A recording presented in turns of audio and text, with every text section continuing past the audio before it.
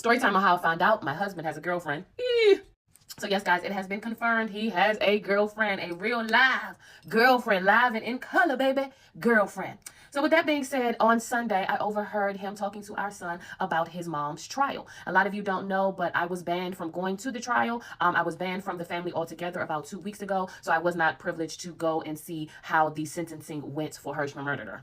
So with that being said, since I overheard that, I was like, oh, I forgot about it. Let me call cuz and see how it went. So I called his cousin to see how everything went. And she told me, she gave me the details and things like that. And then towards the end of the conversation, she was like, I was like, how is he doing? And she was like, yeah, he tried to get me to say hi to somebody in the pink jacket. I said, huh? He tried to get you to say hi to somebody in the pink jacket, cuz? She was like, yeah, something about such and such. Say hi to such and such. I said, such and such to who?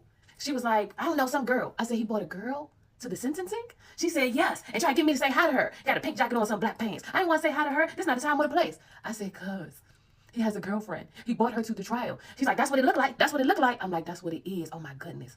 So I didn't even have no time to process this. I have 10 minutes before I have to head an hour away to take my kids to my son's basketball game. Now, he said to my son that he will be at the basketball game, so I'm just dropping them off. The whole time in the car, like, oh my gosh, this man has a girlfriend. This is crazy. This is crazy. He's bringing her to his mom's trial. The first is the family. Next is the kids. Little did I know, this man wasn't wasting no time. Mind you, this is yesterday, Sunday. He ain't wasting no time. The trial was on Friday, the 16th. He ain't wasting no time. So I dropped the kids off and I'm like, okay, I just got to deal with this. I cry. I call my friends. I end up making it back home and I end up taking myself out to eat and getting on live and telling my live friends about it. Not really thinking nothing of it because I always want y'all to be privileged to all the information to see how I'm processing this and things like that, just to help myself and to help other people if it does. So I'm on live talking.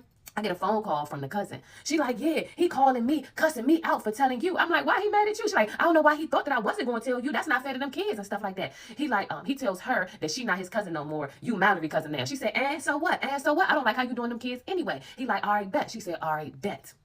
So I get back on live. My live get restricted. Obviously, he had somebody watching me. He got somebody watching me, whoever you are. Hey. How y'all doing? I ain't mad that you here because I ain't told a lie. I'm talking from my perception, from what's going on in my reality of what's going on. So what's going on is this situation. So with that being said, I come on home. My live get restricted. It's time for the kids to get dropped off. The kids get dropped off. He lingering around. Because mind you, he already know that I know because he done already called and cussed the cousin out. So he's trying to get something out the trunk. He walking up the driveway. I'm in the house shooketh because I am not going out there at all. I don't even really want him to see me. He seen me a little bit in the doorway and I tried to hurry up and move out the way. I am a trigger for this person and I want to make sure I stay far out of that man's eyesight and communication earways. I am a trigger for this man. He gets supply off of me whenever he can. So when he seen me in the doorway, he lingered a little bit longer. Finally, he ends up pulling off and leaving, and my kids are in the house. I'm like, hey, how y'all doing? You had a good time at the game and stuff? My son says that the last 2 games were canceled. So dad ended up calling his girlfriend, and they end up going out to lunch with dad's girlfriend. Yep, you guys. He took the kids out to lunch with the girlfriend. Mind you, this is all happening before or after he's cussing out the cousin. So he already knew that the kids was going to come in here to tell me. He didn't want the cousin to tell me because he wanted her on his team and have loyalty to him. And he wanted the kids to be the one to break the news to me that dad has a girlfriend.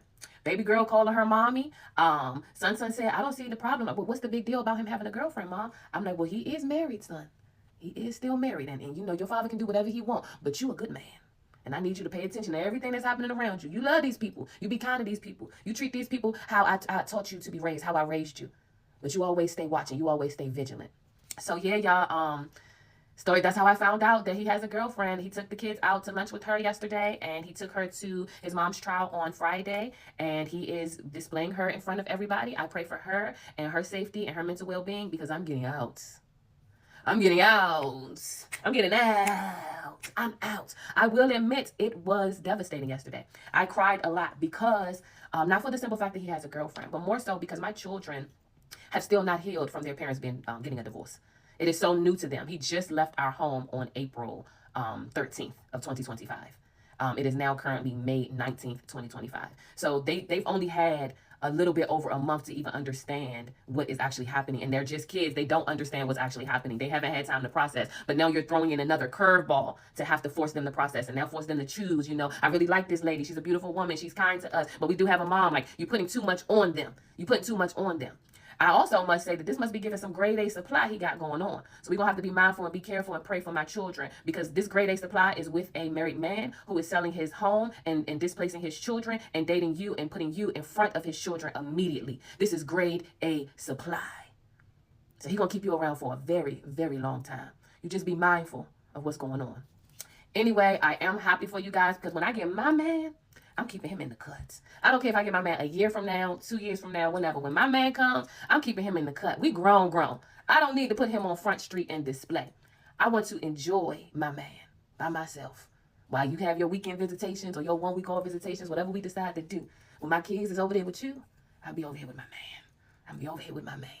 So, yeah, I just wanted to let you guys know what was going on. You know, I'm going to always let y'all know what's going on with this situation. It is a journey. It is a process. The grieving stages come in waves. I looked up the 5 stages of grief, and it looks like with every new thing, I'm going to have to go through the 5 stages of grief again. So, remember, in the beginning of this, I was in denial about the whole girlfriend thing. So, I had to go through the denial phase, and then if it was something I can do phase, and if, you know, the depression phase, and then the reality that this is what it is phase. You know, I did miss one. Can't remember what it is. Y'all know I struggle with that.